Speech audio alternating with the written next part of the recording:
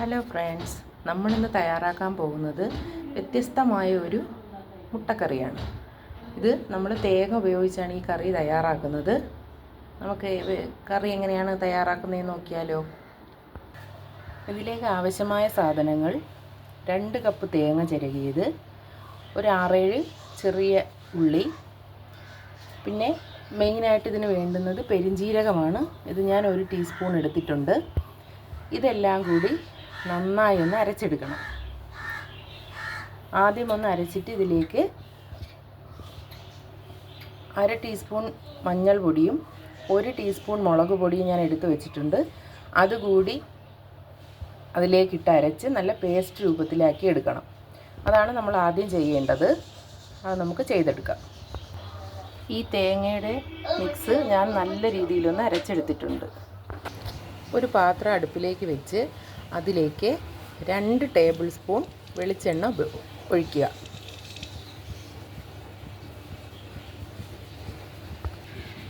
ഇനി എണ്ണയിലേക്ക് കടുകിട്ട് കൊടുക്കാം.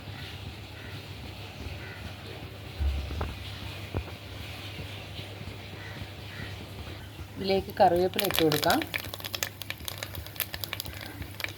കടുകൊന്ന് പൊട്ടി വരുമ്പോൾ ഈ നമ്മൾ അരച്ച് വെച്ചിരിക്കുന്ന മിക്സ് ഇതിലേക്ക് ഒഴിച്ചു കൊടുക്കാം. ഇതിലേക്കിനി മുട്ട വേകാൻ ആവശ്യമുള്ള വെള്ളം കൂടി ഒഴിച്ചു കൊടുക്കാം. നമുക്ക് അതിന് എത്രത്തോളം ചാറ് ആവശ്യമുണ്ടോ അത്രയും വെള്ളം നമുക്ക് ചേർത്ത് കൊടുക്കാം. മുട്ട വെന്ത് വരുമ്പോൾ കറി കുറച്ചുകൂടി ടൈറ്റായി വരും. നമ്മളിതിലേക്ക് മുട്ട ഉടച്ചാണ് ഒഴിക്കുന്നത്.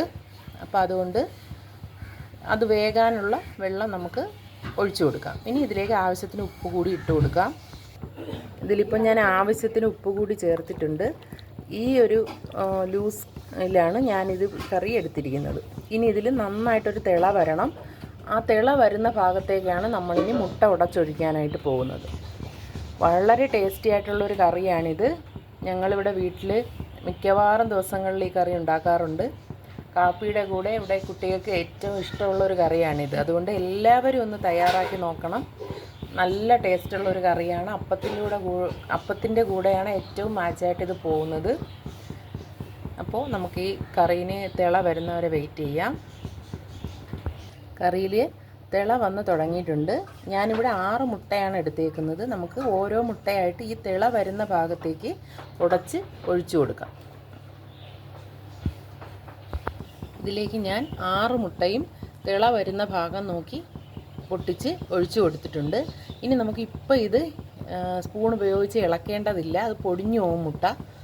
നന്നായിട്ടൊന്ന് വേകണം. ചെറിയ തീയിലിട്ട് ഒരു 10-15 മിനിറ്റ് വേവിക്കുക. അപ്പോൾ അത് കഴിയുമ്പോൾ അത് നല്ല രീതിയിൽ വെന്ത് വരും. അതിനുശേഷം നമുക്ക് നോക്കാം. ഞാനിവിടെ പാത്രം അടച്ചിട്ടിട്ടുണ്ട്. വെയിറ്റ് ചെയ്യുക. അപ്പോൾ നമ്മുടെ കറി ഇവിടെ വെന്ത് വന്നിട്ടുണ്ട്. ഇനി നമുക്കിത് അപ്പത്തിൻ്റെ കൂടെ സെർവ് ചെയ്യാം. വളരെ ടേസ്റ്റി ആയിട്ടുള്ളൊരു കറിയാണ്. എല്ലാവരും ട്രൈ ചെയ്ത് നോക്കിയിട്ട് അഭിപ്രായങ്ങൾ അറിയിക്കുക. അപ്പോൾ നമുക്കിത് സെർവ് ചെയ്യാം. അപ്പോൾ നമ്മളിത് സെർവ് ചെയ്തിട്ടുണ്ട്. ഇനി ഇത് കുഞ്ഞിന് കൊടുക്കാം.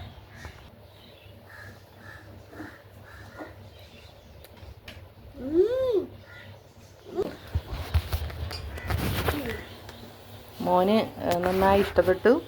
അപ്പോൾ എല്ലാവരും ഇതൊന്ന് ട്രൈ ചെയ്ത് നോക്കുക. അടുത്ത വീഡിയോ ആയിട്ട് കാണാം. Thank you.